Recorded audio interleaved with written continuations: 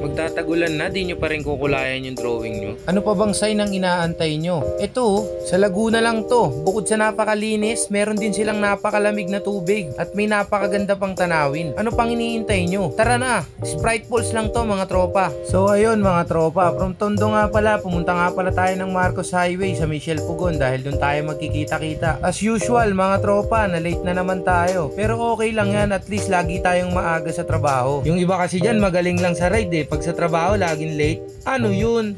Siyempre kompleto nga pala tayo dyan. Nandyan si Drodel, si Hydol, si King at saka sila kay TV mga tol. Kasama nga din pala natin dyan si Aljep Vlog. Mula nga pala dyan sa Silpugon, konting kwentuhan lang at bumanat na rin kami dahil malayo-layo pa yung pupuntahan namin. Pas muna nga pala tayo sa DRT ngayon. Mahayhay Laguna muna tayo. Naipakita na rin naman natin kung gaano kaganda ang Bulacan. Oras na siguro para sabay-sabay nating madiscover ang gandang tinatago ng Laguna. Sulitin na natin hanggat bata kasi pagtanda baka hindi na natin to magawa. Kaya kami ini-enjoy na lang din namin ang buhay. Umaga na nga rin pala nung dumating kami ng Pililla Rizal. Sobrang ganda talaga ng bayan ng Pililla. Napakaaliwalas ng lugar nila. Sa sobrang ganda ng view, kukuha sana kami ng happy moments ni Mrs. Yung gagayahin namin yung trending sa Facebook. Kaso hindi namin alam.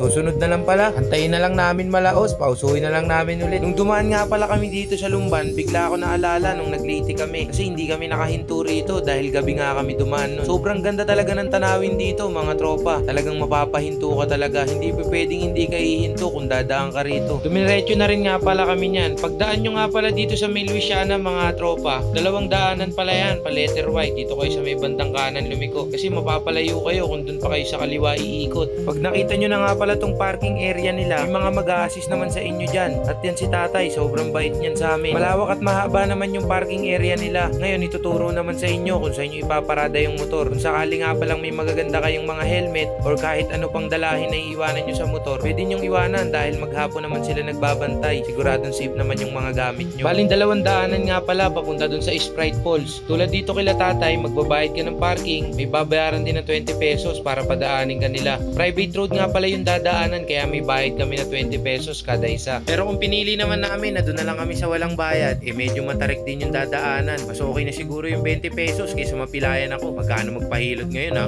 From parking nga pala mga tropa, maglalakad lang kayo ng 5 to 10 minutes para makapunta na kayo doon mismo sa Sprite Falls. Kaya nga pala tinawag to na Sprite Falls mga tropa. Sabi ni tatay yung bata raw doon nalaglag may dalang Sprite. Mali ah. Maayos yung daanan at may hagdanan, hindi siya ganun katarik. Patag lang din halos ang paakyat. Halos 7 minutes nga lang din pala yung paglalakad namin at nakita na namin pinaka-gate entrance ng Sprite Falls. Nandyan nga pala yung tarpaulin nila mga tropa. Nandyan din yung contact number. Check nyo na lang lahat dyan, pati yung mga babayaran. Meron nga rin pala silang nakapaskil dyan na rules and regulation. Pagpasok namin dyan, bumungad na agad sa amin yung napakaliwalas na lugar. Kompleto naman dito, may arkilahan ng salbabida, merong arkilahan ng best, may tindahan din sila dyan. Nga pala, magkakaiba nga rin pala yung presyo ng cottage. Meron silang 500, merong maliit naman na 300. 75 pesos nga lang pala ang entrance dito at meron din silang CR na sobrang linis. Si ate nga pala yung namamahala dito at lalapitan niya na lang kayo kung sakaling nakita niya kayo pumasok. Tsaka pa lang niya kayo bibigyan ng resibo pag nabilang na kayo lahat at sisingilin. Grabe yung ganda ng lugar mga tropa. Sana wag niyong babuyin kung sakali man na magpunta kayo rito. Kasi alam naman natin na hindi naman lahat ng nakakapanood ng video natin responsable na katulad ng ginagawa natin upang mapanatili yung magandang lugar. May libre nga palang spring water dyan na iniinom ng lahat. Yan na lang din yung ininom namin. Ito na mga par, ipapasilip ko na sa inyo kung gaano kaganda talaga dito sa Sprite Falls. Talagang napakalamig ng tubig mga tropa at sobrang linaw pa. Noong mga oras na nag-video kami niyan at kumuha kami ng drone shot, talagang halos kami pa lang yung tao kasi maaga nga kami nakapunta. Ngayon pa lang sinasabi ko na sa inyo na hindi nyo pagsisisihan ang pagpunta rito. Oo, malayo ito sa Metro Manila pero tignan nyo naman kung gaano kaganda. Sigurado ako na kahit sa panandali ang oras lang, talagang makakalimutan nyo yung mga problema nyong daladala. Yun naman ang goal natin mga tropa, yung kahit papano maibsan yung hirap at pagod natin. Sa mga nagsasabi na nakakapagod din mag-ride, oo tama kayo, pero isa to sa nagbibigay sigla sa buhay namin sa pang-araw-araw naming gawain. Hanggang sa muli mga tropa, more discoveries pa sana para kahit papano makipakita naman namin sa inyo kung gaano kaganda ang Pilipinas.